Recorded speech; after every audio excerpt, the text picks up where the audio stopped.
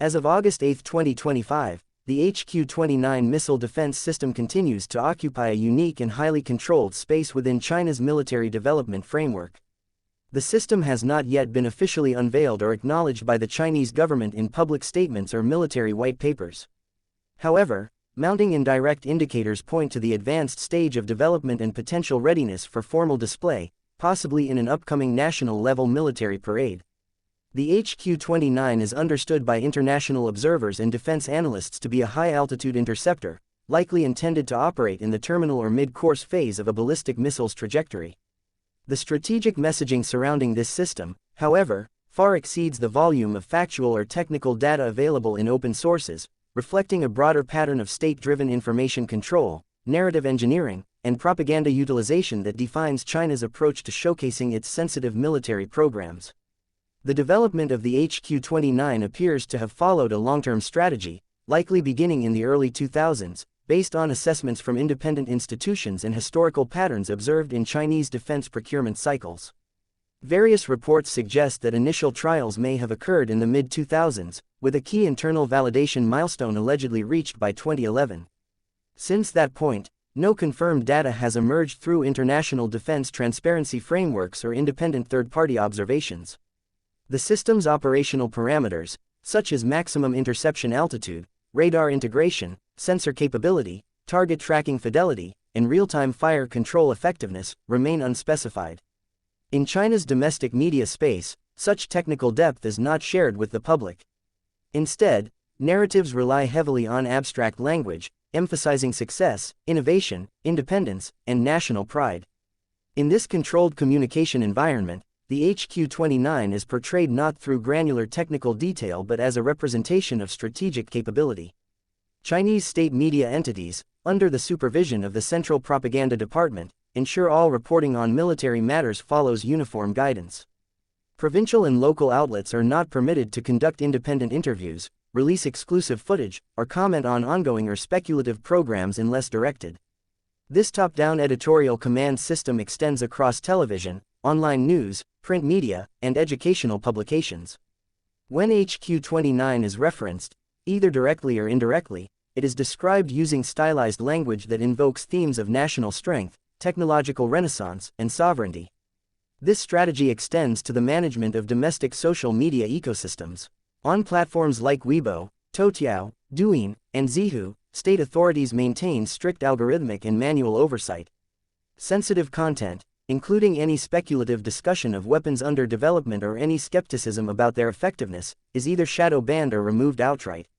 Commenters who ask for evidence, testing footage, or performance results may find their posts deleted and accounts suspended. At the same time, pro-government narratives are artificially amplified.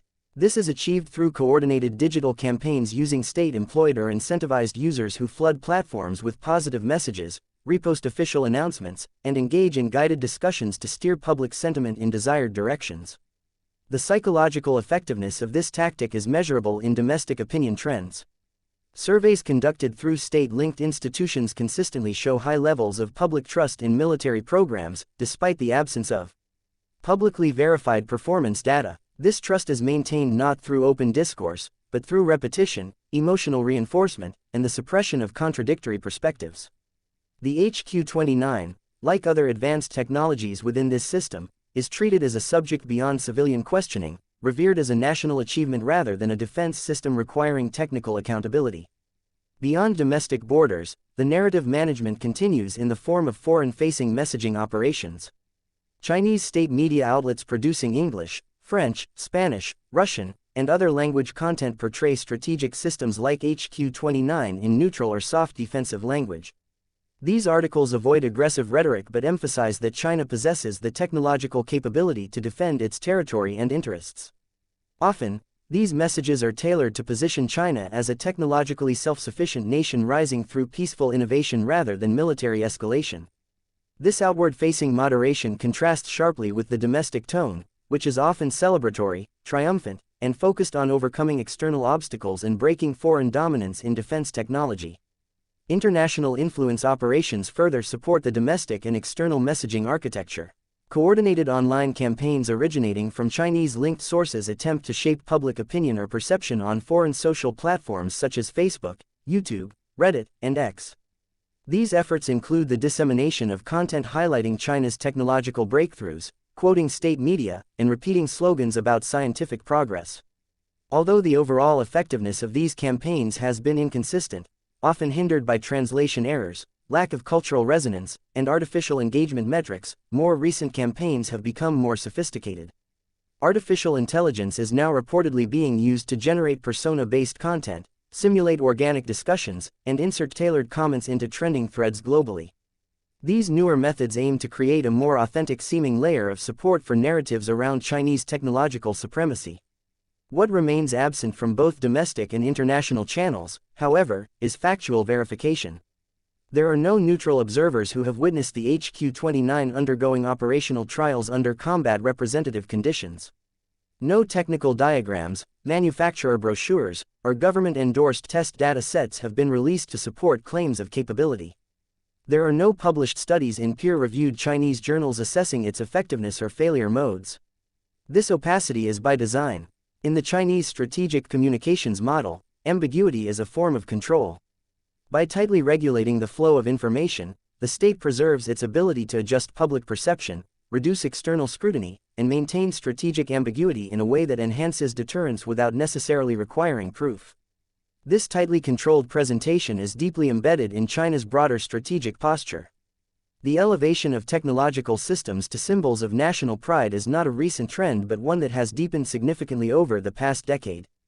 Military platforms are not simply described in terms of their battlefield utility. They are elevated as examples of national virtue, policy success, and political legitimacy. They are used to justify defense budgets, to mobilize youth engagement through patriotic education, and to reinforce the state's claim to a modern and independent scientific industrial complex. The HQ-29, therefore, functions on two distinct but parallel tracks. In one track, it may exist as an actual defense system in development or early production. On the other, it operates as a symbolic project engineered to project national capability, bolster state messaging, and unify public sentiment. Whether it is effective in its intended battlefield role is almost irrelevant to its role in national strategy, as long as the public perceives it as a functioning asset. The HQ-29 as of August 2025 remains a system largely defined by information control rather than public data. Its image is shaped not by documented performance but by the deliberate construction of narrative. This includes coordinated media messaging, social media management, suppression of dissent, and emotional reinforcement through cultural channels. The actual technical maturity and deployment status of the HQ-29 remain unverified. However, in the context of China's state information strategy, it has already served its most immediate function, reinforcing the perception that the nation is both technologically capable and strategically secure in the face of external challenges.